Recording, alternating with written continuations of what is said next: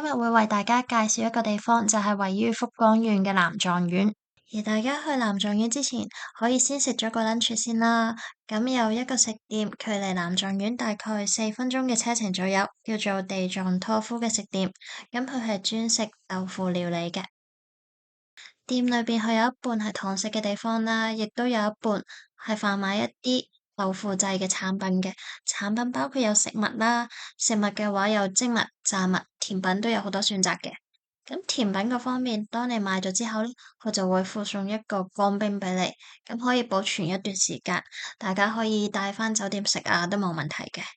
咁產品嗰方面，甚至有一啲醬油啊，或者護膚品都有嘅，當做手信買咧，都係一個好好嘅選擇。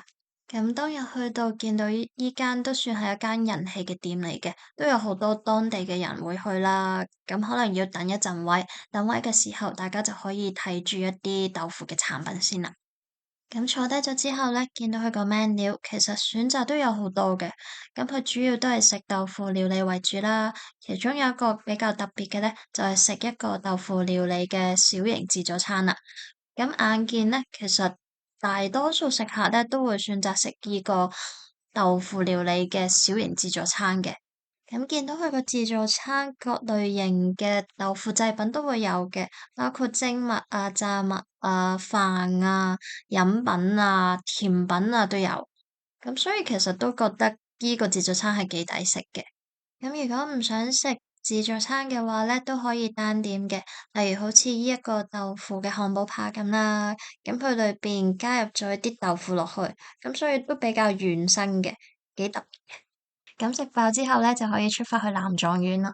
咁嗰度有免費嘅停車場啦，佢係分1號停車場同2號停車場嘅。咁大家去嘅途中咧，先會經過1號停車場。咁1號停車場係比較細嘅。咁當然我哋見到咧，已經揸住牌話滿咗噶啦。咁大家再一直直行一段路咧，就會見到停車場2號就比較大型嘅。咁交通工具嗰方面咧，大家可以搭 JR 電車到達南藏縣。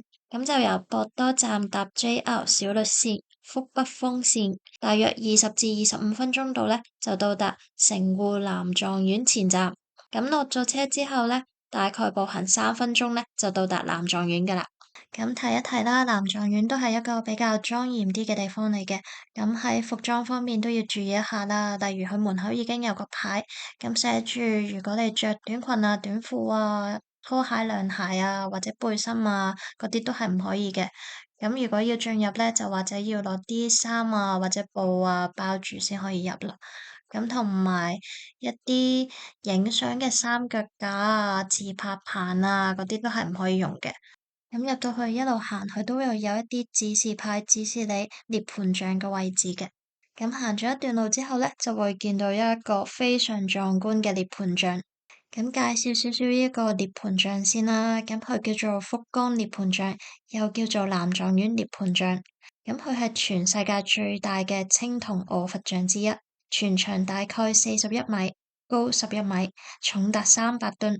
咁當你去到親眼見到之後咧，就真係覺得係非常之壯觀嘅。咁呢個涅槃像就係佛祖釋迦牟尼圓寂時躺臥嘅姿勢嚟嘅。咁成個佛像好安詳咁側臥喺度。咁去到嘅話唔好錯過咧，就係要摸下佛像嘅腳底啦。咁佛像嘅腳底咧就刻咗一啲佛教象徵嘅法輪圖案喺度。咁據說咧摸咗就可以帶來健康、好運同埋福氣嘅。咁呢個像建造目的之一咧，係為咗祈求世界和平同埋人類幸福嘅。咁院內咧都有一啲御守啊，一啲祈福嘅飾物賣嘅。咁一個幾特別嘅咧，就係一個水嘅占卜籤。咁當你抽咗一張籤之後咧，放落附近嘅湖水度啦，咁佢籤文咧就會慢慢浮現出嚟噶啦。